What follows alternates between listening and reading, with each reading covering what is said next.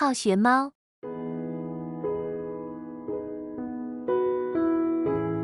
Hello， 大家好，我是在練習生丙星星。哇，上海真的終於降溫了，可能上周的時候還是30度的一個天氣，然後等到周末還是這一周周一的時候吧，一下子就降溫到了可能最高溫度就20度，然後平常的溫度可能就10幾度的樣子，一下子就到了那種當你走出去的時候，你可以沐浴到陽光，但是那種溫度還是非常和煦、非常舒適的一個狀態。所以覺得說最近可能整個人的一個身心狀態也根據這個溫度的變化，然後有了些許調整。這期節目呢，也是可能我10月份的時候錄製的第一期吧。因為前段時間一直有斷更嘛，然後上一期節目也是之前發的一個存貨。為什麼斷更那麼久？可能斷更了有2、3期的節目的一個原因，就是因為我生了一場病，而且這個應該也是我時隔1年多的時間吧，這麼久了，然後生了一次病。那也因為這次生病呢，竟然也讓我對於人生的一個孤獨以及虛無感有了一些新的感受。那今天這期節目呢，也想跟大家來聊一下如何去排解內心的孤獨和虛無。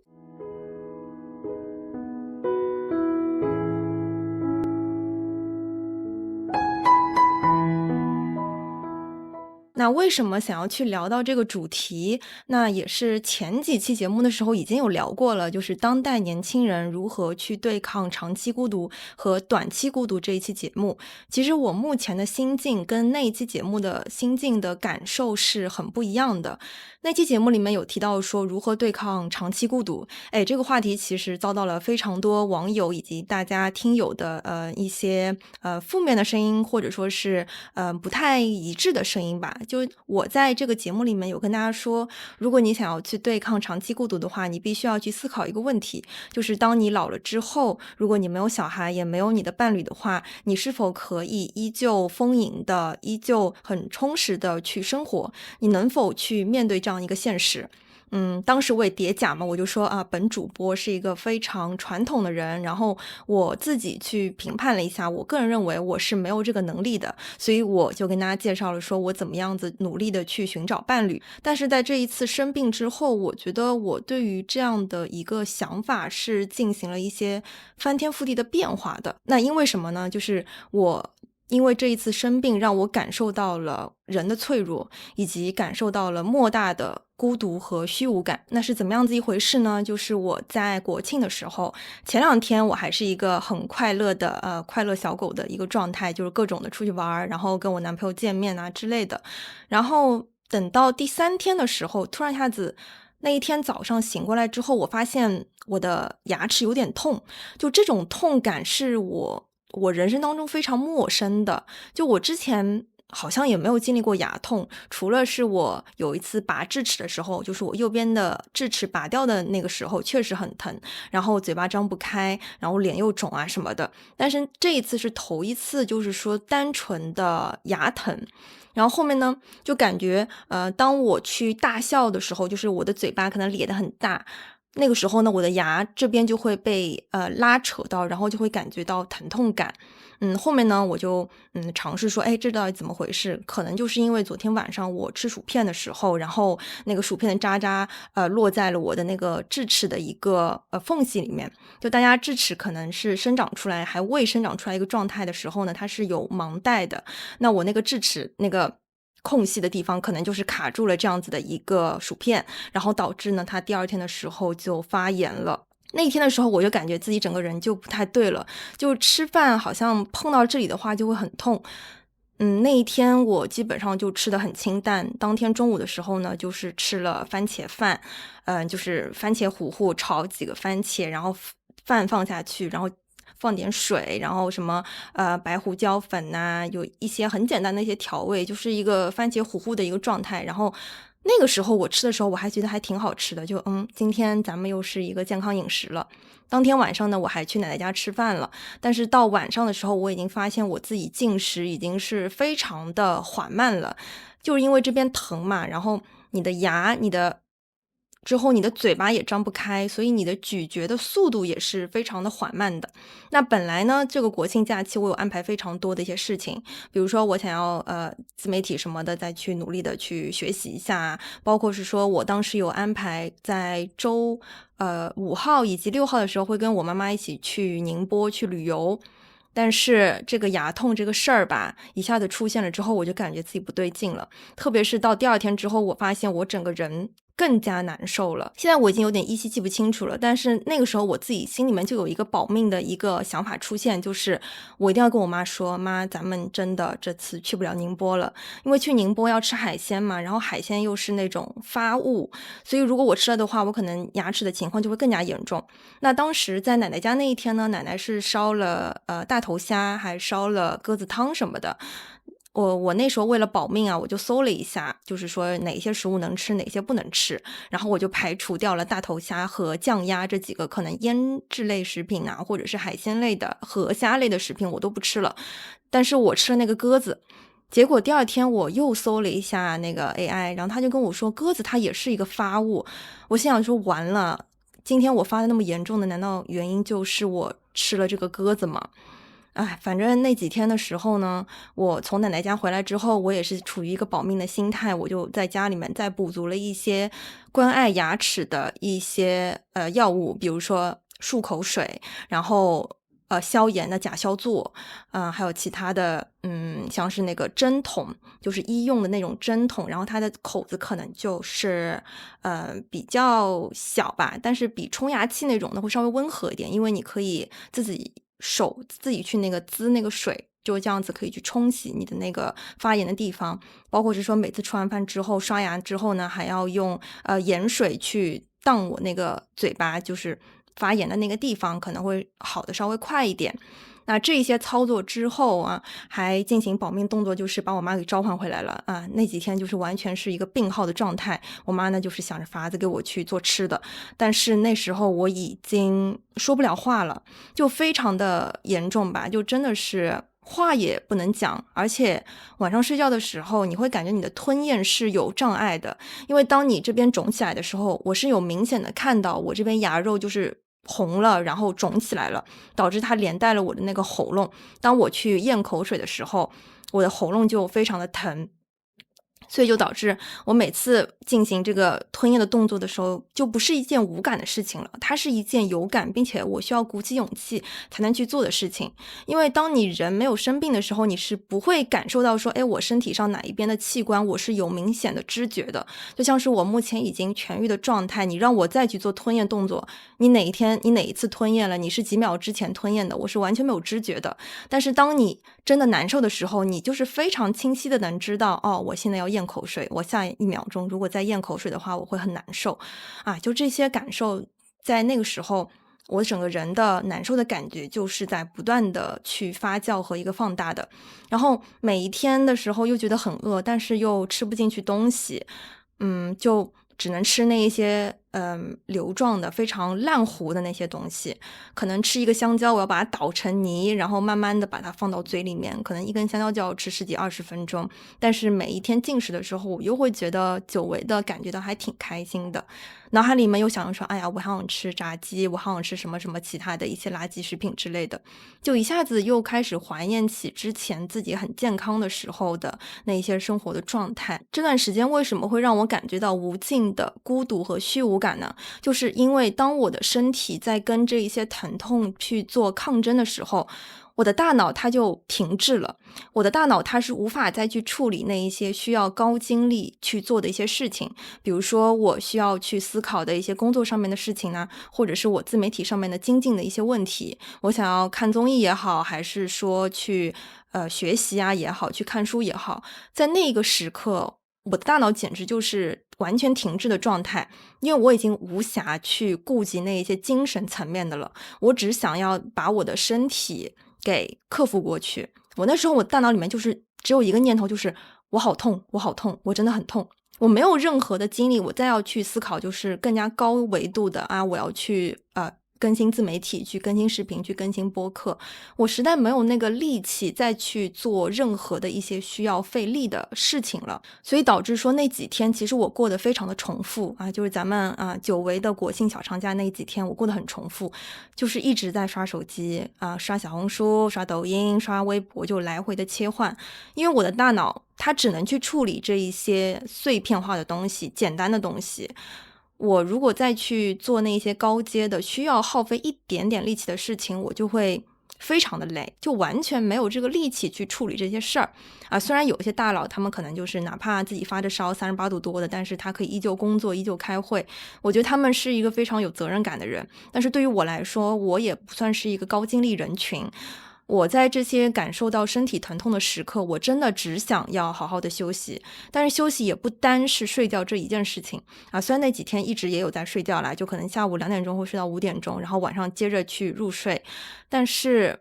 在那一些醒着的時刻，我也不得不的去消磨時間。然後消磨时间呢，我也只能有力气去做那一些低消耗的，可能非常沒有營養的事情。也正因為如此，我就感覺我的生活它缺少了非常大的一塊。因為之前我的很多的成就感都是來源於說我去做自媒體，我去工作上面拿去進行一些輸入，這些是可以給到我一些我個人的價值感的。但是在那段時間裡面，我不得不去切斷我的這一些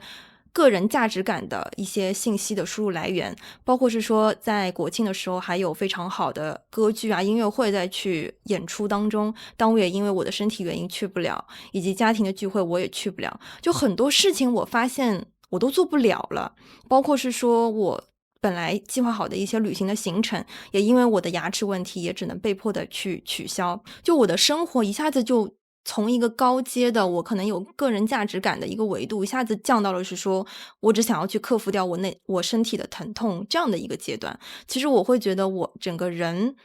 就是非常的無趣，非常的無聊，因為你一下子就變得很單薄，你的输入的來源也是非常細碎化的，你覺得你每天過得也是非常的重複，吃那些飯菜，然後刷手機也只是消磨時間，沒有任何感覺到很大的成就感的事情的出現。所以那段時間我整個人的內心我是覺得非常的荒芜，非常的孤獨的，也很強大的一個虛無感。然後等到可能10月8號的時候，我跟我男朋友一起去，之後等到10月8號的時候呢，我大概是好了，就是可以張嘴了，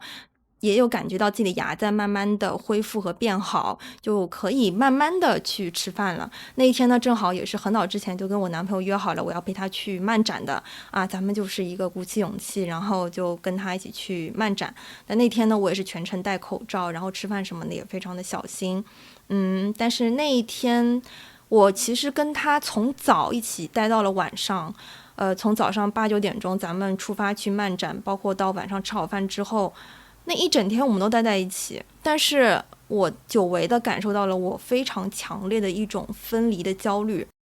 就是我之前在節目裡面跟大家說嘛，我其實是一個比較獨立的人，我很需要一些個人的時間，我可以接受那種我們可以1-2周不見面，然後我把很多時間投入在自己的一些生活和事件上面，我是挺享受这樣的狀態的。但是那一天哪怕我跟他已經待在一起了一整天的時間，但是我有非常強烈且嚴重的分離焦慮。這也是讓我感受到說我自己當我的狀態不太好的時候，當我的身體不太好的時候，他給我發出了一個警告，就是說你會有很強烈的孤獨感，你會需要外界去補足你啊。這個其實對我來說是一個非常危險的信號，因為我一直跟大家說，就是人的快樂啊，以及人內心當中的這些真實的滿足感，其實都應該靠自己去給予，這才是非常穩定且健康的一種模式。那個時候我就發現我自己有很強的分離焦慮，焦慮到說我坐在車裡面，我想要他要走了，然後他今天晚上不能陪我，我就是一整個大哭，爆炸哭泣，就螺旋哭泣，完全就是受不了的狀態。之後難捨難分之後他就走了嘛，走了之後我回家的路上也是狂哭。就那個時候我其實已經不太喜歡自己的狀態了，我並不覺得說這種狀態它是一種我去表達愛的方式，而是說這是我自己的一個警告，就是你看到了吧，你竟然對你男朋友，其實你們也不是老死不相往來了，下一次還是會見面的，但是你竟然現在如此的這麼的需要他，其實原因就是我度過了非常多天的自己很虛無，然後很孤獨的內心很荒芜的一種狀態，所以導致我對於我能量的一個獲取的一種方式也變得不健康了。就是需要外界的人不斷的去陪伴我，用一些時間去陪伴我。當他不陪伴我的時候，我就會有非常強烈的一些情緒的爆發，這其實也會對對方造成一些困擾。所以如何去排解孤獨和虛無，就需要去守護你的體力和心理。體力的意思就是說，你一定要保持健康，不要生病。當你身體疼痛的時候，你怎麼還有力氣還有力量說再去做那一些高階的需要去費力的才能去完成那些事情呢？所以這次生病它給到我一個非常大的一個啟示，就是為什麼高管他們每一天的行程安排非常的滿了，他需要幹各種可能非常賺錢的一些事情，但是他這寶貴的一天裡面，他依舊需要花可能1個多小時的時間去運動。為什麼高管他們需要去做這樣的事情？運動明明也看不出來什麼成效啊！你別跟我扯什麼，哎呀，運動了就可以讓你精力好，讓你這一整天的就是不怎麼困，然後高速運轉，這些都是不太能顯而易見看到的事情。但這次生病能讓我感受到的一個點就是，運動這個事兒，讓你保持健康這個事兒，是為了不去妨礙你任何的未來的一些計劃。就對於高管來說，他们可能未來的計劃明天我需要參加一個可能對我來說我可以賺5000萬的一個局，然後第二天可能又要跟另外一個很大的老闆要開會，所以他每一個行程它都是非常的至關重要，並且它是不能缺席的。所以你如何保證你未來的你排的這麼滿的這些行程裡面，你是不會被打斷，你是不會被停滯的呢？這就需要一直讓你的身體保持在一個你可以去運轉那一些高維度的事件的一種狀態。所以這也是為什麼那些高管總是想要不斷的去運動，去保持身體健康的一個原因，就是因為他未來那些事情都太重要了。如果當下我因為沒有好好的鍛鍊身體，然後我的身體今天這個疼了，明天那個疼了，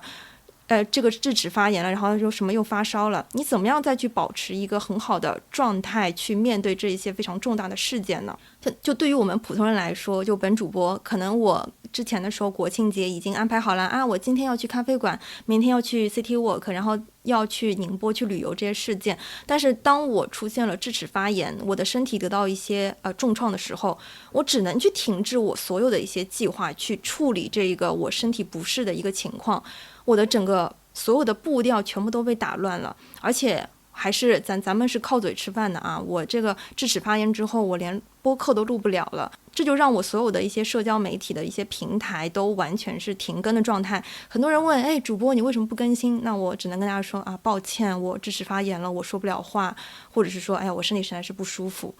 所以它其實非常的去影響你的一個生活的狀態。如果你想讓自己的生活是一直去運轉的一個狀態，是一直有精神上面的一個補給的話，你真的不得不去守護好你的體力。所以我覺得以前我有一個非常幼稚的一個想法，就是對於運動來說，它可能是一件功利的事情。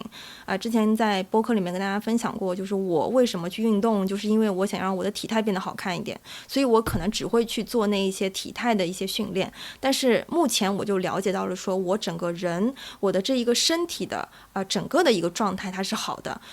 也是非常重要的。為什麼要去打8段錦？為什麼要去做瑜伽、去做普拉提？不單單是說我要讓我體態變好看，讓我變瘦，而且還有一個重要原因就是我不能生病，我一定要去建立好我的免疫力。體力這個事情建立好之後，我才有精力去做那一些更高維度的，可以去讓我排解孤獨，可以去讓我感受到說我個人價值那些事情，我才有這個力氣去做。所以說，當你整個人的身體狀態是健康的話，這才是你可以去對抗孤獨以及對抗虛無的一個最大的利器，這也是非常重要的一個根基。因為這個時候你才有力氣，你才有精力，你才有這個腦細胞去想到說啊，我想要去做這樣的事情啊，我想要去嘗試新的事情。如果你整個人病殃殃的，然後每天這裡疼那裡疼的，你怎麼可能還有這個腦細胞再去想到說啊，我要去完成這個目標啊，我要去旅遊呢？你可能只是在家裡面不斷的去休息，去做自我調整，但是你就沒有這個機會再去走出家門，去探索更大的世界，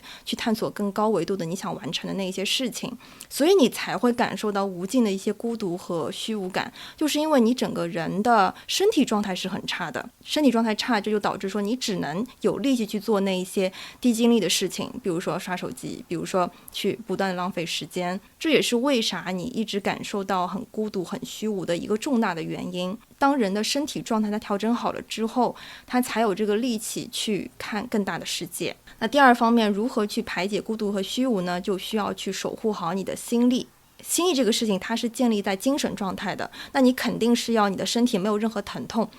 你不會腦子裡面全部想着說，哎呀，這裡很痛很痛，我應該怎麼辦的一種狀態，去轉移到說，我可以去看到那些精神層面維度上面的東西。比如說你可以看到你自己的一個慾望，比如說在我做自媒體的時候，我能看到自己的慾望，就是當我看到那些博主他們做的一些视頻，我也會想到說，我也可以啊，我也可以做数据这樣很好的那些视頻呢。當你羨慕別人有錢的時候，當你羨慕別人可以考上一個名校985、211的一個研究生的時候，這一些都是你內心當中的慾望，它會扎根在你的心裡面，就像是一棵小苗一樣的，然後它會不斷的去膨脹放大，然後茁壯的成長。就我真的覺得人不要去小看你自己的一個慾望，慾望這個東西它可以轉化為一個動力，它可以轉化為一個不服輸的力量，然後不斷的去驅使你去做很多的事情。當你做了非常多的事情去滿足你自己的慾望，去不斷的去靠近你自己的慾望的時候，你自己的時間就會被這些事情給慢慢的填滿。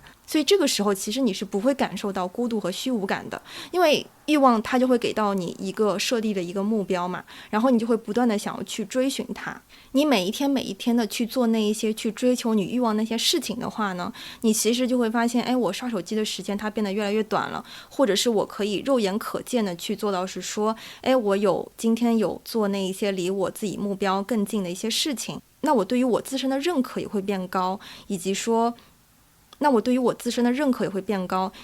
對於內心當中的一些孤獨感和虛無感呢，也會慢慢減弱。因為我知道我現在在追尋什麼，它就像是一個燈塔一樣，不斷的去發光，然後照亮，你就不斷的去追尋它。雖然說你可能並沒有去真正的到達跑到這個燈塔，但是在整個過程當中，你做的每一些付出，每一些時間上面的一些付出，它其實對於你來說都會讓你感覺到是一種充實感。那這邊說心力包含哪些維度呢？它可能是專注力和自控力。比如說專注這件事情啊，就比如說你可以去電影院裡面去完全不受干擾的去看一場電影。之前也跟大家在播客裡面分享過哈，就是去看那個 F1 這個電影2-3個小時，然後你整個人就會沉浸在整個的一個劇情裡面。而且這段時間裡面你也是非常沉浸的，不會去刷任何的手機，所以你才會去真正的進入到這個劇情裡面，進入到整個緊張的氛圍裡面去，跟這些人物啊、一些經歷、一些故事去又悲又喜的。當你專注到一件事情上面之後，你才可以去獲得更大的一些快樂。那對於我來說，還有一個非常考驗專注力的一個事件就是聽音樂會。那包括是說還有像是看各種各樣的演出，什麼演唱會啊，或者是歌劇啊、舞劇啊、音樂劇啊，這些其實都算。就是你一定要去沉浸進去，它肯定是有高潮和比較低谷的平鋪直敘的一些部分的，但是你必須去經歷了前40分鐘的那些鋪墊，它才可以讓你醞釀到一個境界之後，然後在最後的那個時刻去爆發出來的。前段時間真的就是我一直在調整自己狀態嘛，然後我也在想說我洗碗，洗碗这個事情它其實一直對我來說是一個困擾，就我真的很不喜歡洗碗，尤其是如果我的碗積攢了很多沒洗的話呢，我要再洗它的話，我會有非常大的一些心理的負擔。那我那個時候我就在想說，我一定要去做一些可以讓我感受到情緒起伏快樂的事情，我才可以去投入到這個洗碗的過程當中。所以我在想我怎麼樣子去鍛鍊我的心力，鍛鍊我的這個專注力呢？就是我打開了一首曲子，這邊激情安利一首交響曲，聖桑第3交響曲。這首曲子呢非常特別，它運用到了一個非常大的一個樂器，就是管風琴。管風琴呢，它是會在整個音樂廳裡面建造的一個巨大的一個設備，所以那個樂器的話，基本上也是很少他會去現場真的去演奏的。那這首曲子為啥知道呢？也是因為之前聽了倫敦交響樂團的一個演出，然後對於我的感受頗深。就你那個管風琴響起來的時候，整個場子它就會有一個微震啊，就是地震一樣，餘震、微震，就感覺有一種電波它不斷的向我傳來。所以這首曲子它就有一個非常強烈的一些情緒上面的衝擊，尤其是第二樂章。所以那時候我洗碗的時候呢，我就是聽了第一樂章之后，可能是比較普通我個人認為比較普通，它就是在醞釀我的情緒。等到第二樂章那個第一聲那個管風琴咚一下響起來的時候，我整個人就是雞皮疙瘩都起起來了。在整個30分鐘之後那段時間裡面，我就是一直沉浸在那種非常舒緩的、柔和的，然後很抒情的這個樂曲當中。當你花了時間和精力去把這30分鐘度過之後，你就可以去獲得非常強烈的一些情緒上面的激盪的感覺。所以那時候我一邊哭洗碗，然後一邊就是眼淚就是嘩啦嘩啦的流，就因為你聽了那個曲子之後，你真的會感覺到非常大的一些情緒上面的波動。所以我覺得也是說，這個是可以給到我一些內心當中的豐盈感的，它可以去讓我去排解到那些孤獨感以及虛無感。因為虛無感这件事情，它就是你覺得我做什麼事情，我雖然花了時間，但是好像又沒有獲得什麼。所以虛無感怎麼樣子去做對抗呢？就是你得做那一些你需要去花時間花精力去投入的事情。當你專注到一場音樂會當中，當你專注到一場電影當中，並且不受任何干擾的時候，你去接受了它之前的那一些平鋪直敘，所以你才可以在結尾的時候，你真正的帶入到這個曲子裡面，你才可以去獲得那種巨大的井噴式的那種快樂。那這些情緒的波動，我認為說也是會讓你感覺到一個非常強烈的充實感的。就是我自己個人呢，是聽音樂會的時候，每次聽完音樂會，我就會開心很久。不光是回家那段路上開心，以及說我未來的可能1-2週再去等待下一場音樂會的一個間隙當中，我都會覺得很開心。就這種開心，它是可以持續非常綿長的時間的。這種開心，它就是可以擊打到我內心當中非常深層的一個地方。它會讓我覺得我不再是一個很孤獨的、非常無趣的，甚至說沒有什麼情緒波瀾的、非常紙片人的一個狀態，而是說我看到了我自己的一個厚度，我感受到了很真實的、非常複雜的、很厚實的一些情感。所以古典樂這個事情，它也算是一個可以讓我排解我孤獨感，讓我覺得說我可以走出虛無感的一個非常重要的一個愛好，一個介質。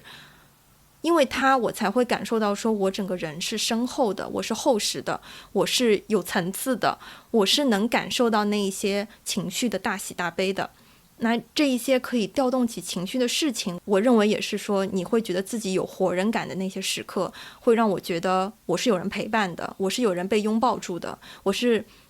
被懷抱住的。哎呀，古典樂這個真的是，就為什麼它可以給人非常大的這麼大的一個能量呢？我也覺得非常的神奇。那還有守護心力的一部分呢，就是自控力。比如說你考研究生的這個過程，比如說你去追尋你找工作的這個過程，就是過程很痛苦，但是当你最後獲得的時候，它又可以給到你一個非常大的一個滿足感。前2天真的剛跟我爸聊天，我爸就說你那個時候考試的時候，你讀書的時候還挺省心的，尤其是你中考的時候給到我一鸣驚人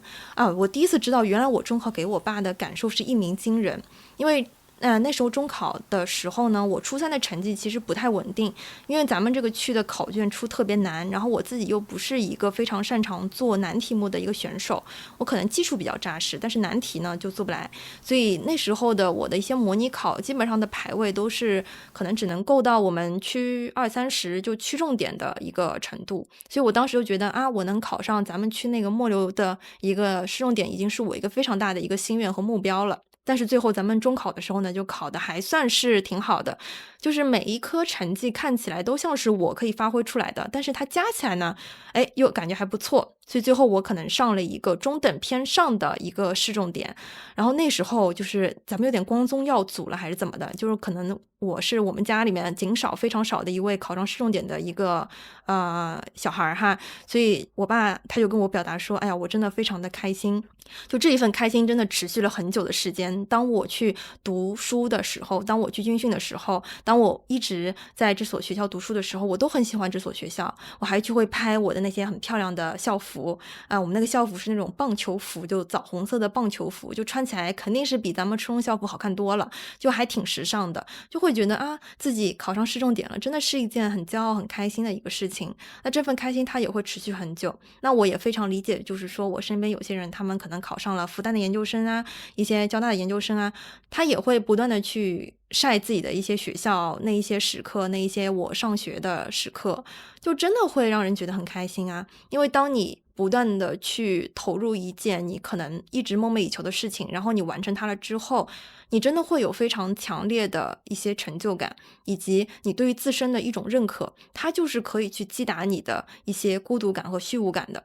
我覺得孤獨感和虛无感的一些出現，也可能是因為說你自己自身目前沒有一些目標可以去追尋了，你沒有想要去完成的什麼樣子，想要去成為什麼樣子的一個人，你沒有這樣子的一個目標感了，所以導致說你覺得我的生活就是很平庸很無趣，我也不知道我未來該活成什麼樣子，我也不知道我應該羨慕誰，好像羨慕這個人，我好像也沒有什麼動力想要去成為他，我只是非常無力的去羨慕這個人，然後一邊呢又會覺得自己特別的無聊，特別的普通，所以你才會去陷入一種無力的狀態。無力可能是跟孤獨以及虛無是相掛鈎的。當你找到一個可能你想要去稍微夠得着的一個目標之後，你再去邁進它的這個過程，你去不斷的去做那些實際的投入之後，你才會感受到說我這個人他是有價值的，我這個人他是可以做出一些事情，然後可以做出一些水花出來的。那這種時候你才會真正的感受到說我這個人他是有價值的，他是有存在感的，以及你會去不断的去增強你的一個自信心。人一個永恆的命題就是說，我們真的要一直的去尋找我的一個慾望點，我想要成為什麼樣子的人，我想要去完成哪樣子的一個內心當中的一個夙願。為什麼說那些富二代已經這麼有錢了，他們已經沒有什麼人生的煩惱了，但是他依舊想要去做什麼 B 站的 UP 主想要去做自媒體想要去創業，就是因為說他要找到一些人生的目標感，找到一些我可以去感受到精神層面上的一些滿足的事情。那些金錢，那些买東西什麼的，可能並不可以給他帶來一些自我價值感，並不可以去排解掉他內心當中的孤獨和虛無。但是當你去不斷的去追尋一件事情，去完成它的時候，你才會感受到說我這個人是有價值感的，是快樂的，是幸福的。所以说如何去排解孤獨和虛無感呢？你一定要去做那一些費力但幸福的事情。包括我剛剛提過那些例子，無論是你去花時間看一場電影也好，還是花時間去沉浸在一場音樂會也好，它不是那些非常直觀的龐大的一些刺激，不是那些可能有毒的上癮的刺激它只是可能就是很簡單的呀，就是台上面坐了一群人，然後這個人演奏弦樂，這個人演奏管樂，但是當你去沉浸進去之後，你是能感受到說它是可以跳脫出這個畫面的單一，然後感受到一些精神上面的颤動的前段時間上海呢有一個非常舉世的一個事件古典樂的一個大事件，就是馬勒的馬拉松，是馬林斯基樂團呢他們來上海去進行了全套馬勒的一個交響曲的一個演出我是有幸去參加了那個馬勒8吧，就是1000人交響曲，很多的合唱團，然後台上可能有近1000個人的這樣子的一個合唱團。然後我會覺得說上海樂迷他對於馬勒的一個痴迷程度是極其高的，尤其是一些男生，我非常的理解，就是馬勒這個作曲家他是在結尾的時候他會烘托可能長達3-4分鐘的一個高潮的一個烘托，就是你自己覺得我已經到頂了，但是他還依舊繼續烘到你可能你整個人的一個臨界值都會被突破了，所以這種狀態它其實是非常爽且非常愉悅的。當你感受到這種極致的情緒上面的波動，以及可能你已經激動到說想要哭泣了，就眼淚已經止不住的開始流了的時候，你才會覺得說我這個人他是鮮活的，他是有幸福感的。所以說還是那樣的一個觀點，如果說你想要去排解掉你內心的孤獨感以及虛無感的話，首先重中之重一定要去守護好你自己的一個身體的健康。當你身體健康了，你才可以有這個力氣去思考那些高維度的精神层面的事情啊，我想去追尋我那個慾望啊，我想去成為什麼樣子的人，你才有這個力氣去不斷的去靠近你自己的慾望點。那其次就是說一定要去守護好你的心力，去不斷的去耕耘那一些需要去花費心力的事情，需要去費力做的事情。你要長時間的去耕耘，你才可以去獲得一個最後的一個目標和成就感的事情。這也是我最近一直在思考的，人為什麼要工作？我為什麼要做自媒體？到底是自媒体它需要我需要靠這些東西去賺什麼錢，去有什麼立根之本嗎？其實不是的，它只是我對抗我生活和虛無的一個手段。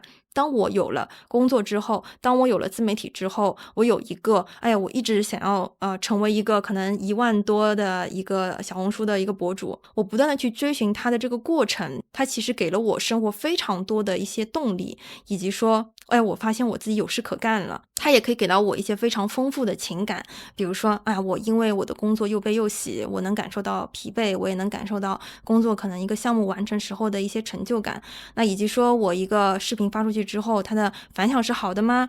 包括是我怎麼樣子去思考我的粉絲量能不能增長，這些時刻都會讓我的生活它變得是有意義的。當這個目標，當這個東西它不再是非常輕易的去得到的時候，我去追尋它這個過程，就是我對抗孤獨、對抗虛無的一個最大的一個利器。因為我知道我做的事情它是有長線的一個收穫的，它不是我短期之內就能獲得快樂和快感的，但是我知道我長期的去做耕耘，它是可以慢慢的、緩慢的、顯著的去爬坡、去提升的，顯著的去讓我成為那一個我更想要成為的那個人的樣子。所以我也非常建議大家說，分階段的去思考我到底想要什麼樣子的生活。當我處在最理想狀態的時候，我是什麼樣子的，去分門別類的去思考一下。比如說你的事業上面，你事業上面你最想要去追尋的，我成為那個樣子是什麼樣的呢？是更加有事業上面的成功，還是說我可以做到生活和工作的平衡呢？那以及說对于这些精神层面的，比如说我副業上面的，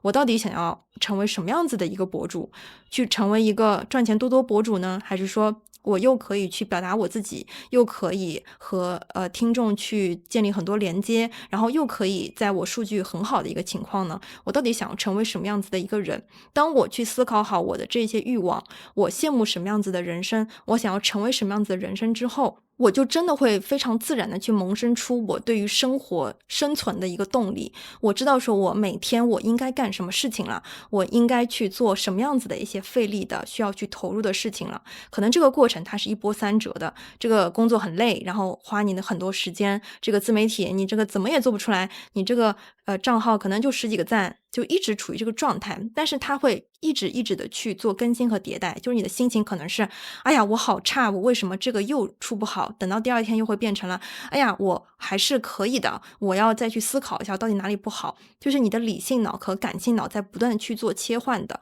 那我覺得這個切換的過程也是非常有意思的。就你想想看，當你刷手機的時候，你怎麼可能還有什麼理性腦和感性腦的一些切換呢？你根本就不會動腦子的。所以人怎麼樣子去排解孤獨以及排解虛無感，就是你得去調動你自己的一個情緒，調動起說我需要去做一些那些力氣的事情，需要去動腦子的事情。做了那些事情之後，你才可以感受到說我這個人他是鮮活的去存在着的，我是一個有思維的一個人，而不是一個無聊的一個植物，或者是一個動物，或者是一個單細胞生物。